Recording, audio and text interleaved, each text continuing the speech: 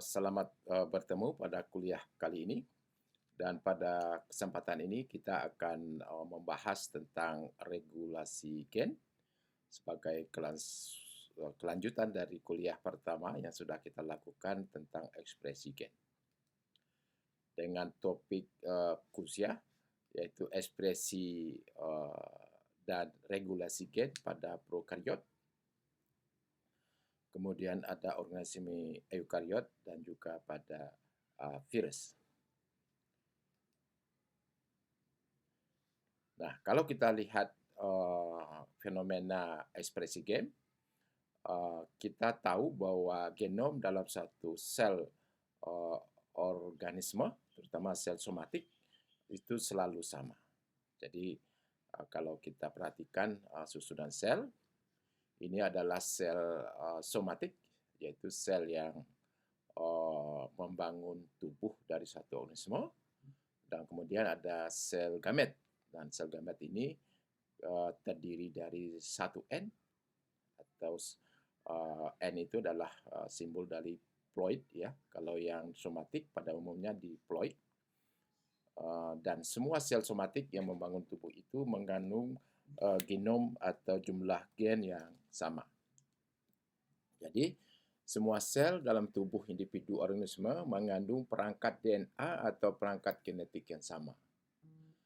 Kemudian setiap sel dalam tubuh individu sebuah organisme menyimpan informasi dan mengkodekan semua protein dan DNA yang diperlukan dalam kehidupan organisme. Walaupun DNA-nya sama, tetapi sel-sel tersebut memproduksi protein-protein yang berbeda dari produk gen pada sel pada organ-organ tertentu. Banyak protein-protein diproduksi oleh sel kulit misalnya, tidak diproduksi oleh sel-sel otak. Demikian pula sebaliknya. Bahkan sel yang sama dapat memproduksi protein berbeda pada saat dan kondisi lingkungan yang bersama. Dan ini menggambarkan bahwa ada mekanisme regulasi dalam ekspresi. Nah, perbedaan produk gen pada setiap jenis sel atau organ karena adanya pengaturan atau regulasi ekspresi gen pada organ tersebut. Jadi kalau kita lihat, bahwa tadi sudah kita katakan bahwa disebabkan adanya pengaturan dari regulasi gen, kemudian regulasi gen ini yang menyebabkan adanya sel-sel secara spesifik memproduksi sebuah protein tertentu yang tidak diproduksi oleh sel-sel lain. Walaupun tadi saya katakan bahwa sel-sel itu mengandung genom atau perangkat gen yang sama. Ini sebagai misal bahwa sel-sel beta Langerhans kelenjar pankreas misalnya pada manusia, ya, dia akan memproduksi insulin. Insulin adalah hormon yang diperlukan dalam mentransportkan atau glukosa, metabolisme glukosa masuk ke dalam sel sebagai sumber energi. Tidak ada sel lain yang di dalam tubuh individu tersebut yang dapat memproduksi insulin selain sel-sel beta Langerhans kelenjar pankreas. Padahal informasi genetik atau gen insulin terdapat dalam semua sel. Jadi bisa semua sel pada manusia akan terdapat gen, tapi ekspresi insulin itu hanya terjadi pada pankreas.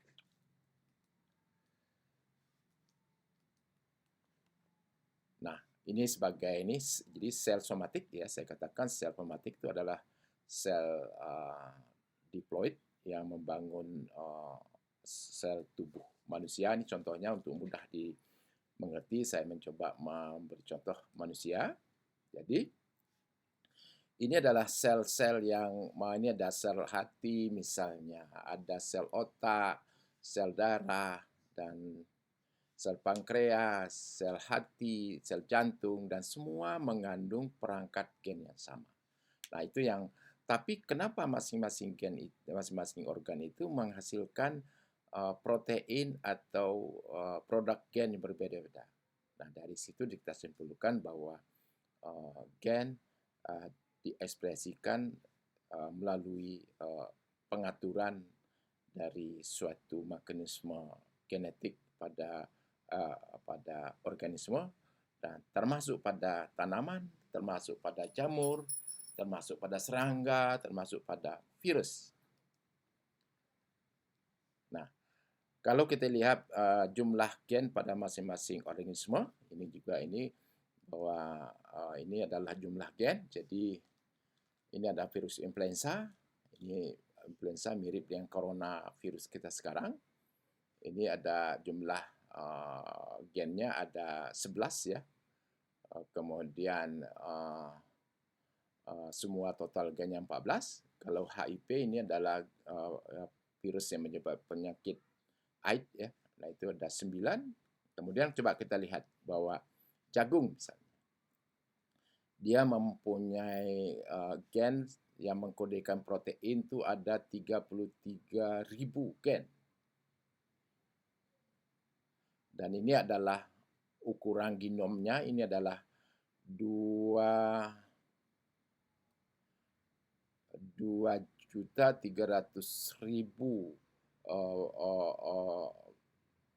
kali 1.000, jadi hampir 2,3 miliar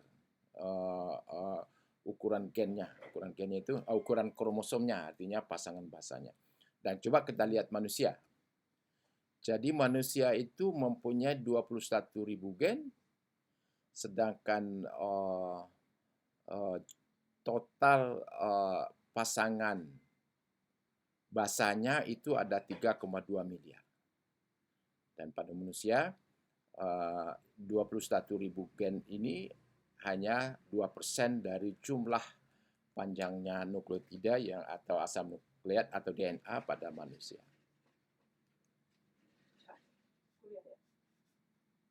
Nah, kalau kita lanjutkan dengan klasifikasi gen berdasarkan regulasi ekspresinya. Jadi gen itu ada terbagi 3. Yang pertama adalah gen konstitutif, yaitu gen yang selalu diekspresikan dalam setiap waktu, terutama menyediakan protein yang esensial untuk kehidupan.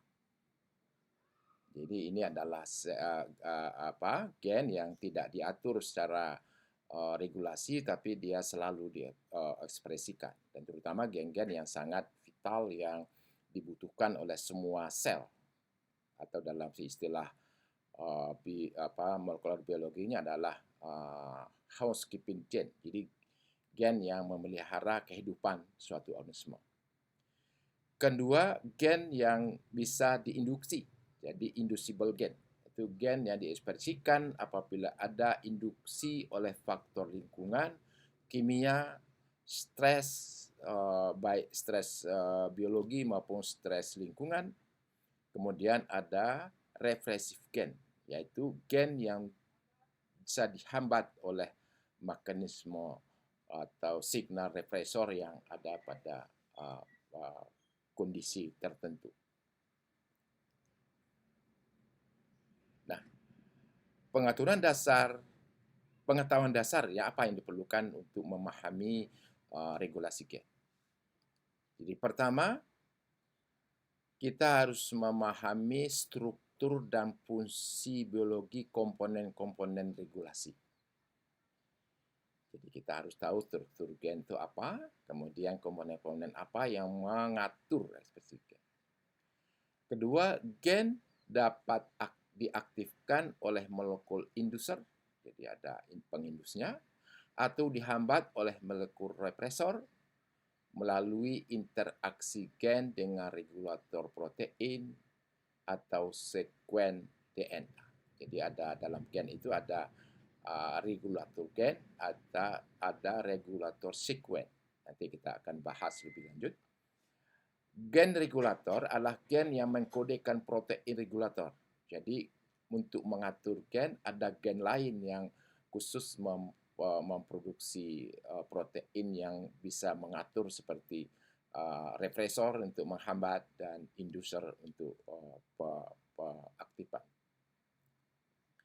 Bagaimana mekanisme terjadinya induksi atau aktivasi gen dengan keberadaan protein regulator harus dapat dipahami. Kemudian pada mekanisme kerja operon pada gen prokariot, ini adalah model ekspresi gen yang pertama kali dieksplorasi dan ini sudah sangat dimengerti oleh para ilmuwan bagaimana mekanisme gen itu diaktifkan, bagaimana gen itu di-off-kan. Kontrol reaksi gen dengan metilasi ini pada eukariot ada metilasi DNA, asetylasi histon pada gen eukariot ini juga bentuk regulasi gen pada eukariot. Kemudian bagaimana mekanisme epigenetik melalui sintesis mikroRNA atau miRNA dan small interfering RNA dalam mengadilkan regulasi gen pada eukariot dan juga pada virus. Nah, ini adalah perbedaan esensial pada ekspresi gen prokariot dan eukariot. Nah, sekarang kita lihat pada tabel ini. Pertama, transkripsi dan translasi terjadi secara bersamaan. Jadi couple dia. Jadi sesaat messenger RNA itu disintesis, maka saat itu proses translasi itu mulai berjalan. Ditandai bahwa setiap terbentuknya messenger RNA akan langsung ditempel oleh ribosom dan kemudian tRNA akan membawakan asam amino untuk menyusun itu. Dan terbaliknya, pada eukariot, transaksi dan translasi terjadi secara terpisah. Jadi transkripsi terjadi dalam nukleus, sedangkan translasi terjadi dalam sitoplasma. Kedua, transaksi dan translasi terjadi dalam sitoplasma. Ini kita pahami bahwa organisme eukariot tidak punya inti, dia hanya punya sitoplasma. Jadi antara kromosom dengan organel lain itu semua terdapat dalam sitoplasma. Kemudian transaksi terjadi pada nukleus dan translasi terjadi pada sitoplasma ini pada eukariot. Kemudian perbedaan ketiga lagi bahwa satu jenis RNA polimerase menghasilkan messenger RNA, tRNA dan ribosomal RNA.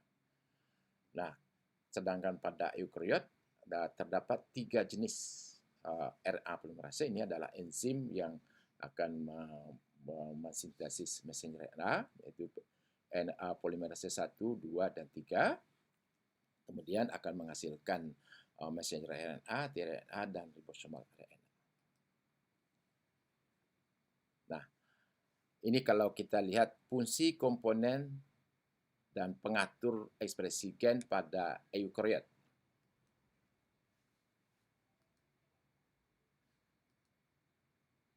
Nah, kalau kita lihat gen eukariot, ini pertama yang ada dengan istilah operon. Jadi operon ini adalah beberapa gen yang menjadi satu messenger RNA dalam ekspresinya, kemudian diatur oleh promotor, operator, dan gen pengatur atau regulator gen yang sama. Jadi, regulator gen ini adalah gen yang pada ekspresinya dia akan menghasilkan protein repressor. Jadi R ini adalah protein repressor. Kemudian protein repressor ini akan berikatan dengan operator. Operator ini adalah, tadi saya katakan ini adalah sekuen DNA. Jadi kalau kita bagi lagi tadi adalah gen regulator. Kalau promotor dan operator ini adalah sekuen regulator. Jadi repressor akan berikatan dengan operator, sedangkan pada promotor ini tempat mengikat enzim polimerase untuk mentranskripsi gen struktural gen ini A, B, C, dan D. Dan apabila repressor menempel pada operator, maka proses transkripsi itu tidak terjadi. Artinya bahwa gen itu tidak bisa di transkripsi. Kemudian pada struktural gen juga ada disebut data box. Ini adalah sekuen memulainya terjadinya transkripsi dan itu terdapat pada promotor. Kemudian pada akhir dari struktur gen ini akan ada namanya sekuen berhenti. Itu adalah TAG, timin adenin guanin, dan itu menandakan pada titik itu akan berakhirnya transkripsi. Nah, kalau kita lihat ini lebih jauh lagi tentang regulator, itu ada regulator gen, sekuen regulator. Sekuen regulator ini adalah promotor dan operator. Sekarang kita lihat bahwa tadi sudah saya katakan bahwa gen regulator akan menghasilkan protein regulator. Dan regulator ini adalah wujudnya adalah protein repressor dan dia akan menghambat proses transkripsi dengan menempel pada operator. Kalau dia sudah menempel pada operator, RNA polimerase ini tidak bisa bergerak untuk mentranskripsi, membuat messenger RNA dari gen struktur yang ada di downstream daripada operator. Jadi di sini gen regulator menghasilkan protein regulator atau repressor yang akan berikatan di operator dan menghambat proses transkripsi. Sedangkan promotor adalah sekuen DNA, jadi sekuen regulator, tempat polimerase memulai transkripsi. Sedang operator tadi sudah sampaikan bahwa tempat menempelnya repressor untuk menghambat proses transkripsi.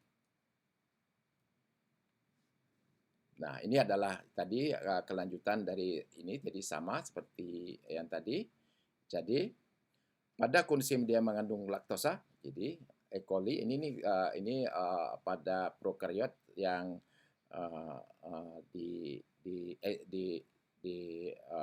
yang terjadi pada Escherichia coli. Ini adalah bakteri yang ada dalam sistem pencernaan kita dan dia akan mengatur seperti itu. Ini saya kira kelanjutan dari tadi. Nah, pada kondisi tidak ada laktosa, repressor selalu menempel pada operator menghambat transkripsi. Jadi kalau dilihat di sini, ini adalah repressor. Jadi kalau laktosanya tidak ada, maka dia akan berikatan dengan operator dan enzim RNA polimerase tidak bisa membuat messenger RNA untuk gen yang diaturnya. Nah, ini kalau kita lihat ini mekanik on dan off-nya operon laktosa. Jadi kalau operon off ya di sini, jadi laktosa tidak ada. Artinya sel atau bakteri tidak memerlukan enzim untuk memetabolisme laktosa. Laktosa ini adalah disakarida yang terdapat dalam susu ya. Jadi antara ada glukosa dan ada laktosa. Nah, pada kondisi tidak ada laktosa, repressor itu akan aktif dan operon jadi off. Jadi repressornya akan bergerak operator sehingga RNA polimerase yang harusnya bisa bergerak untuk mentranskripsi gen LAC-Z, LAC-Y dan LAC-A tidak terjadi. Nah, pada kondisi laktosa ada, ini adalah laktosa itu adalah induser. Jadi alolaktosa ini molekul laktosa atau semua jenis molekul yang mirip laktosa. Nah, kemudian laktosa itu sebagai induser akan berikatan dengan repressor, sehingga repressor dengan berikatan dengan induser ini akan bereaksi dan dia membuat konformasi pengikatan itu berubah sehingga represor tidak bisa lagi menempel pada operator. Dan ini salah satu cara aktivator atau cara menginaktifkan represor, yaitu dengan berikatan antara represor dengan aktivator. Nah, ini kalau kita lihat lebih detail operasi operon off itu laktosanya ada, kemudian operon on itu laktosanya tidak ada. Jadi di sini pada kondisi ada induktor ini adalah laktosa, maka tidak ada induktor atau laktosa, maka represor itu akan berikat pada operator. Dia akan memblok atau menghambat. Jadi represor akan berikatan dengan sekuen operator dan mencegah RNA polinase mentranskripsi operator ini, operon ini. Operon itu ada 3 gen yang di downstream dari promotor. Nah, apabila ada laktosa atau induktor, adalah laktosa, maka laktosa itu akan berikatan dengan represor, sehingga represor ini tidak bisa berikatan dengan operator, karena terjadi perubahan struktur dari molekul represor, sehingga represor tidak lagi bisa berikatan dengan operator. Nah, itu mekanisme on-off-nya gen katabolisme laktosa pada bakteri E. coli dalam saluran pencernaan manusia. Jadi ada dalam ininya ada galaktosidase ini enzim yang akan memotong ikatan disakarida menghasilkan glukosa dengan galaktosa. Kemudian permease ini adalah enzim yang memfasilitasi masuknya glukosa laktosa ke dalam sel bakteri. Sedang transasetilasi ini belum banyak dieksplor ininya, tapi salah satunya adalah menyebabkan molekul-molekul laktosa itu menempel pada membran sel dari bakteri. Nah, ini saya kira ini kelanjutan hampir sama dengan sebelumnya. Jadi represor ini pada tidak ada laktosa dia akan berikatan. Jadi dengan represor, kemudian represor akan terlepas, karena kalau terlepas RNA polimerase ini bisa akhirnya menghasilkan transkripsi satu messenger RNA, dan kemudian messenger RNA ini akan langsung ditranslasi dalam sel bakteri menghasilkan 3 buah enzim yang tadi kita sampaikan tadi. Nah, itu mekanisme on-off-nya suatu gen pada prokariot, dan ini harus dipahami, dan hampir semua gen di seluruh organisme itu mempunyai mekanisme represor dan aktivator, tapi pada eukariot ini terjadi yang sangat kompleks. Tapi setidaknya sebagai mahasiswa mengambil biotek harus tahu ternyata gen itu tidak selalu diekspresikan, tapi tergantung kondisi. Tadi sudah saya ketahui bahwa gen-gen yang terdapat dalam operon laktosa itu dia hanya diekspresikan kalau dalam media tumbuh mereka, baik secara in vitro maupun in vivo, itu terdapat laktosa. Kalau pada kolaktosa tidak ada, gen itu tidak butuh enzim itu, sehingga dia tidak diekspresikan dan di-off-kan. Nah, kalau kita lihat mulai masuk ke eukariot yang sangat kompleks, ini pertama saya ingin sampaikan bahwa ini adalah tahapan ekspresi gen pada eukariot, ya. Jadi gen itu ditranskripsi dalam nukleus, kemudian diproses melalui splicing untuk menghilangkan intron, Kemudian RNA yang siap ditranslasi itu ditransport ke sitoplasma, dan sitoplasma itu akan terjadi sintesis protein dalam protoplasma. Dan saya katakan lagi bahwa setelah protein terjadi itu akan terjadi protein formation. Jadi ada pembentukan 3 dimensi dari protein. Dan protein itu sudah saya katakan bahwa dia bisa struktural protein, itu yang membangun raga dari satu makhluk hidup. Kemudian ada yang fungsional, dan salah satunya adalah enzim, hormon, fitohormon, beta toksin, antibodi, dan semua itu adalah protein yang hasil translasi dari gen yang. Dan ini juga yang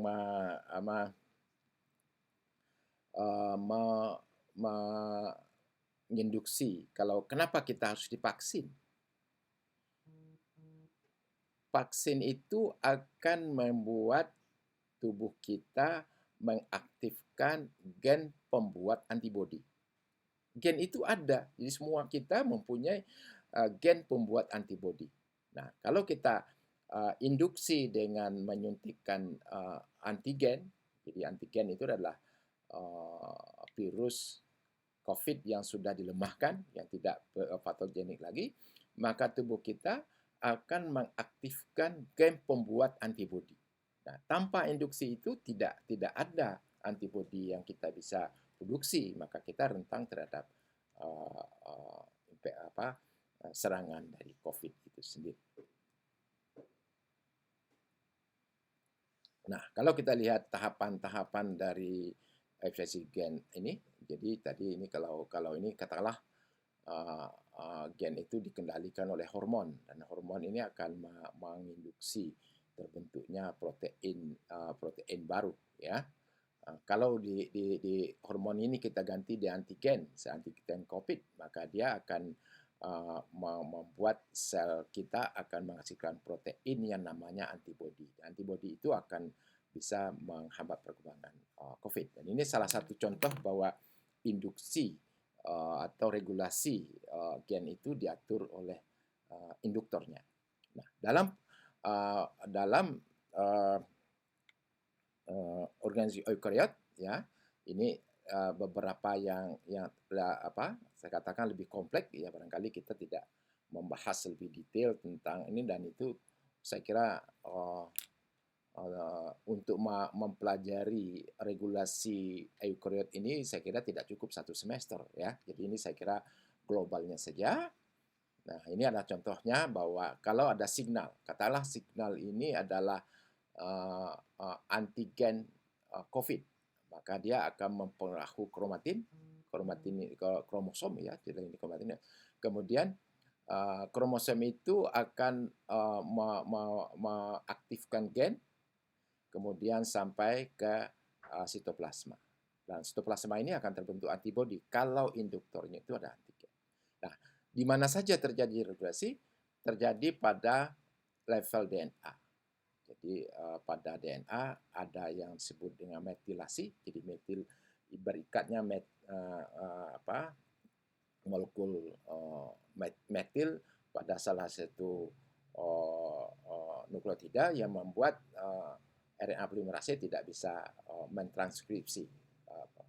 Kemudian ada asetilasi histone sebenarnya, yaitu saya kira lebih kompleks, dan ini saya kira memang suatu. Tapi setidaknya saudara tahu bahwa gen itu diekspresikan tergantung pada induksinya, kecuali gen yang konstitutif yang dibutuhkan secara vital oleh tubuh kita, dia akan on atau terekspresi di semua lingkungan.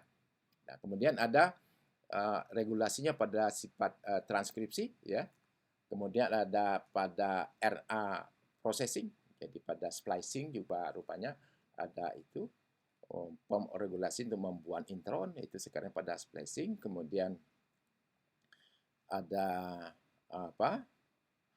pada saat transport RNA pada sitoplasma, kemudian di sitoplasma ada lagi regulasi yang disebut dengan regulasi setelah transkripsi yang menghambat terjadinya translasi messenger RNA itu. Dan ini saya kira banyak sekali tahap-tahapan yang ini, karena pada Unisphera eukariot itu gennya sangat kompleks. Dan ini saya kira ini tahapan tadi sudah saya sampaikan bahwa ada modifikasi DNA yang disebut metilasi segala macam itu. Kemudian transkripsional regulator ini yang tadi ada seperti yang terjadi juga pada off-run, ada on-off dari suatu gen. Nah, itu pada ada regulasi pada transkripsi. Ya, itu. Kemudian ada post-transcriptional control. Ini ada mekanisme untuk on atau off-kan messenger RNA. Itu tadi yang saya sebut pada awal, ada mikro RNA dan juga interferon small RNA tadi. Kemudian protein. Nah, protein ini saya ingin sampaikan sekali lagi bahwa protein itu ada protein regulator. Tadi saya katakan pada off-run LAC itu jelas ada protein repressor. Kemudian ada kontrol sifat. Ini adalah ya seperti hormon segala macam. Kemudian kontrol fungsi dari suatu metabolisme. Nah, ini saya kira ini tadi kelanjutan juga dari yang ini. Jadi pada kontrol, kapan gen itu di-on-kan, kapan kalau post transkripsi jadi RNA processing control, RNA transport control, kemudian ada degradasi messenger RNA ini kalau sudah kontrol pada sitoplasma, ada kontrol pada saat translasi, dan ada kontrol pada protein, aktivitas protein. Ini saya kira ini panjang sekali kalau ini kompleks sebagai ini, dan makhluk yang sederhana yang bisa dipelajari komplit itu adalah pada bakteri atau prokariot.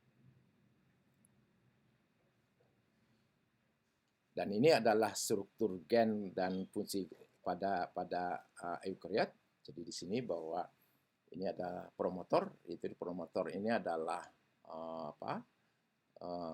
tempat menempelnya atau memulai terjadi messenger RNA. Kemudian dalam promotor eukariot itu ada TA box ya. Kemudian ada CCAAT box. Jadi TA box ini adalah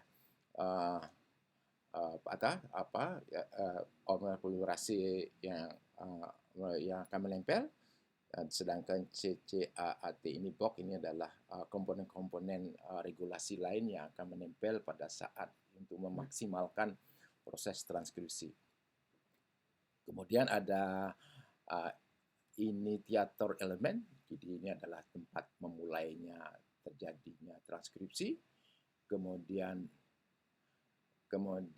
ada downstream promoter element, jadi ada ini. Jadi kalau dalam membaca gen itu adalah arah, kalau ini ada arah 5, ini adalah 5 ujung 5 ke sini, ini adalah upstream. Jadi hulu dari satu gen, kemudian di arah 3 ujung 3, ini ujung 3 UTR ini untranslated region. Ini isinya asam nukleat tapi tidak masuk dalam yang akson, tapi dia hanya menghambat terjadinya degradasi pada suatu organisme. Nah, kalau kita lihat posisi, jadi posisi promotor pada eukariot itu ada CAAT box, kemudian ada TA box pada promotor gen eukariot. Kemudian di mana posisi upstream dan downstream, ada kodon TA, ini ada kodon yang tempat terakhirnya suatu translasi.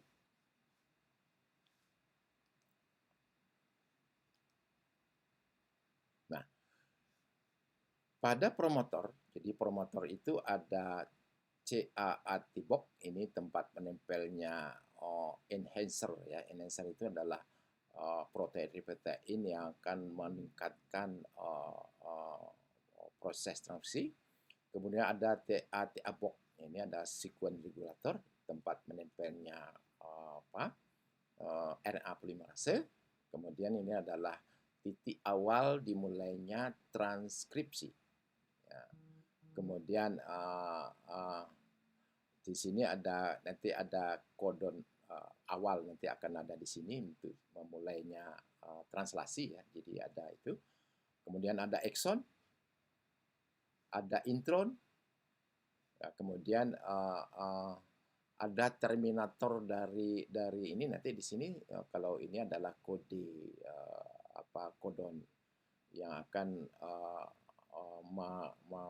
mengkodekan messenger RNA yang akan sebagai signal terjadinya berakhirnya translasi. Dan ini adalah posisi berakhirnya transkripsi. Kemudian ada polyadenylation signal. Jadi di sini akan ada di ujung messenger RNA biasanya akan terdapat rantai adenin yang panjang, dan ini adalah salah satu mekanisme bagaimana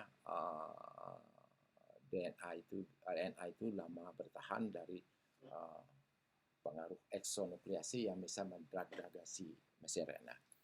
Dan ini diarah ke promotor, ini ada ujung 5, yaitu yang kita kenal dengan upstream. Kemudian pada ujung 3 itu disebut dengan downstream. Jadi kalau bicara upstream dari gen, berarti itu pada daerah promotor dan juga gen regulator. Sedangkan pada downstream itu adalah pada ujung berakhirnya transkripsi dan juga pada awal dari signal polyadenilasi. Dan ini saya kira ini lebih detail sedikit bahwa ini adalah tadi DNA ya yang akan membentuk protein regulator. Kemudian ini adalah posisi tadi RNA polimerase akan menempel untuk mentranskripsi. Ya, transkripsi yang diterjemahkan dalam bentuk RNA itu adalah termasuk intron dan exon. Sedangkan pada proses splicing-nya dia akan membuang intron, membentuk coding region atau open reading frame, jadi ini akan diterjemahkan menjadi protein produk dari gen. Nah, kalau kita lebih lanjut lagi, ya, ini adalah regulasi ekspresi gen melalui epigenetik. Nah, ini adalah regulasi setelah transkripsi, istilah ada post-transcription gen silencing. Jadi ada mekanisme penghancuran, degradasi messenger setelah terbentuk, sudah siap ditranslasi, tapi ada mekanisme menghambat. Dan itu salah satu reaksi dari sel epigenetik yang menghambat terjadinya. Epigenetik ini adalah perubahan ekspresi gen yang tidak merubah struktur gen itu sendiri. Jadi dia tidak. Jadi fenotipenya berubah, tapi perubahan itu tidak terjadi pada level genotip. Nah, itu saya kira ini. Kemudian ada yang menghambat transkripsi dikenal dengan transcription gen silencing. Jadi itu ini saya kira ini, makanya saya katakan bahwa untuk mempelajari tuntas saya kira ini perlu waktu yang lama. Tidak cukup dengan sekali, 2 kali atau 1 semester juga belum tentu. Saya mendapatkan regulasi ekspresi gen eukariot itu 2 semester berturut-turut, dan ini saya kira ini sebatas gambaran bahwa kesimpulan umum tadi bahwa ternyata gen itu diekspresikan sesuai kondisi, sesuai jaringan di mana sel itu berada, kemudian sesuai kebutuhan. Jadi mekanismenya sudah diatur dengan sangat complicated. Nah, ini adalah salah satu epigenetik tadi. Ini adalah DNA metilasi, ini jadi metilasi. Kemudian ada heterokromatin ini metil, ini kan unsur metil yang nempel pada sitosin khususnya, dia tidak akan menghambat terjadinya transkripsi. Dan ini adalah contoh, ini saya kira banyak ini kalau kita mempelajari transgenik untuk virus, kita banyak mempelajari ini. Jadi terjadinya pembentuk RNA interference silencing complex ini karena keberadaannya double stranded RNA pada sitoplasma akan direspon oleh dalam ini tanaman ya, karena ini kita banyak ditemukan awal dari tanaman. Jadi tanaman ini akan membentuk RICS ini yang akan berfungsi untuk mendegradasi RNA. Jadi kalau ini ditransfusi, kemudian dia akan didegradasi oleh messenger di RICL ini akan memotong. Dan ini saya kira ini salah satu mekanisme setelah terjadinya transkripsi. Nah, ini kalau kita lihat ini kalau ini kita mulai nanti mungkin dalam mempelajari transgenik virus, kita akan kembali lagi bahwa ini kalau virus menyerang, kemudian sel sudah mempunyai mekanisme degradasi, maka RNA virus akan didegradasi oleh RISC yang akan memotong RNA, sehingga kalau sudah terpotong RNA tidak akan bisa berkembang dan tidak ada, artinya apa? Bahwa virus itu tidak akan mati. Nah, itu saya kira yang ini. Jadi memang pengetahuan dasar ini harus kuasai, karena kita kuliah akan datang akan memulai membicarakan rekayasa genetik, dan salah satu pengetahuan yang kita harus kuasai dalam rekayasa genetik adalah bagaimana pengaturan ekspresi gen itu yang akan terjadi pada tanaman. Saya kira itu kuliah pada hari ini, dan terima kasih atas perhatian semua.